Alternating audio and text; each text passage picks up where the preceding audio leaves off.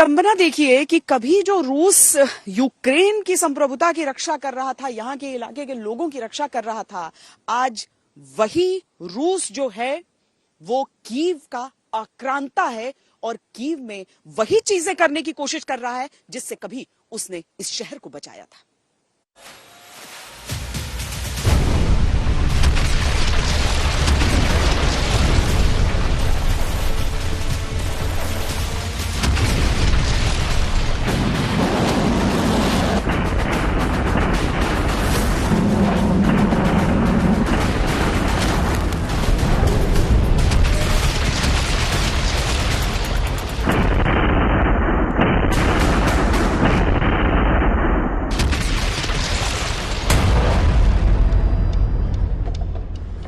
नियति ने कीव को यूक्रेन की राजधानी का रुतबा तो दिया, लेकिन नसीब ने कीव को दर्द के गहरे मंजर दिए।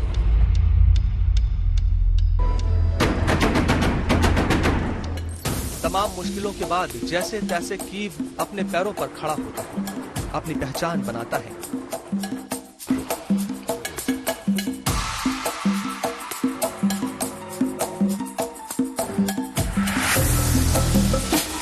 कोई ना कोई जंग उसे तबाह कर देता है।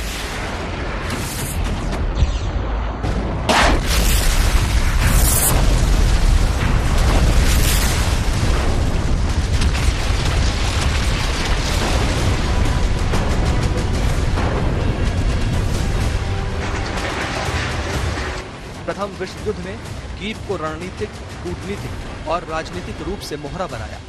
कीव के सुंदर चेहरे पर साजिशों और आक्रमणों के गहरे दाग थे।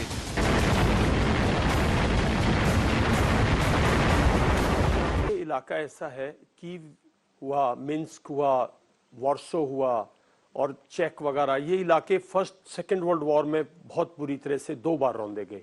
एक बार जब जर्मन्स की तरफ से अटैक आया रशिया के ऊपर, और दोबारा जब रशिया ने पलटवार किया।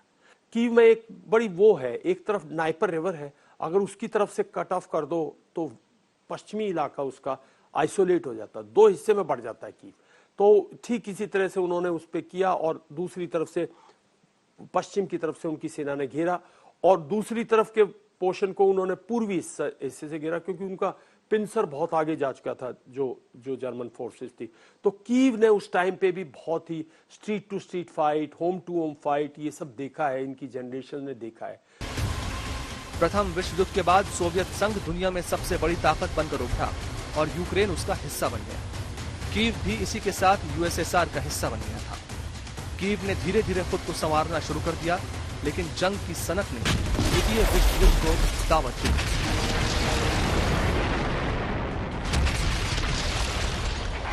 हिटलर और नाजीवाद के कहर से मानवता कराह। कीव ने भी तब जो देखा वो उसके इतिहास का खून में डूबा सबसे दर्द भरा अध्याय।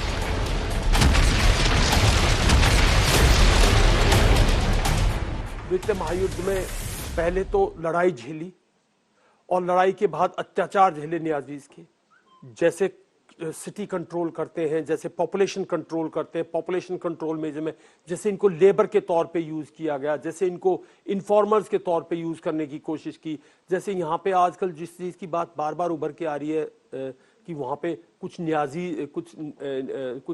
नाजी लोग हैं, कुछ जैसे अजोव बटालियन की बात आ रही है आजकल के हिसाब से ले, कि कुछ वहाँ पे नाजी प्रवृत्ति के स्टेपनबर्गर थे, जो कि उस टाइम पे एक बहुत नाजी, स्ट्रॉन्ग नाजी थे।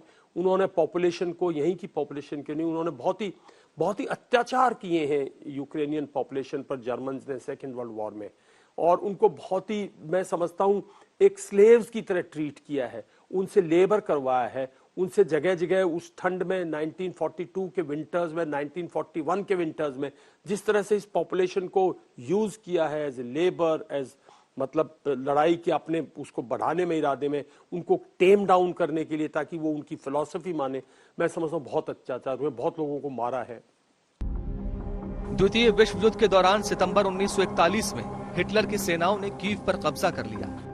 रूसी सैनिकों ने तब कीव को बचाने के लिए भयंकर जंग लड़ी। 29 और 30 सितंबर को हिटलर की सेना ने कीव के बाबी यार में 33,771 लोगों की हत्या कर दी। माना जाता है कि इसके बाद कीव के कुल 1 लाख लोगों को क्रूरता से मार डाला गया। मारे गए कीव के लोगों का बाबी यार में एक स्मारक बना दिया गया। ये स्मारक इस बात का प्रतीक है कि अब यहाँ पर कोई हिंसा नहीं होगी, लेकिन वही बाबी यार रूसी आक्रमण के सामने क्षतिग्रस्त है। यूक्रेन के राष्ट्रपति ज़ेलेंस्की दुनिया को बाबी यार की तस्वीर दिखाकर आक्रमण का असर दिखा रहे हैं। За межею людяності. Такий ракетний удар свідчить, що для багатьох людей в Росії наш Київ абсолютно чужий. Вони нічого не знають про нашу столицю, про нашу історію. Але у них є наказ стерти нашу історію, стерти нашу країну, стерти нас усіх. खूबसूरती के शहर के नाम से मशहूर कीव फिलहाल खंडरों का शहर बन चुका है।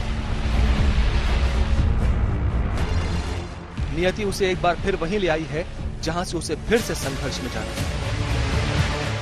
धुएं के गुबार के नीचे सिसकता कीव फिर से नई तबाही के इतिहास का अध्याय लिख रहा है।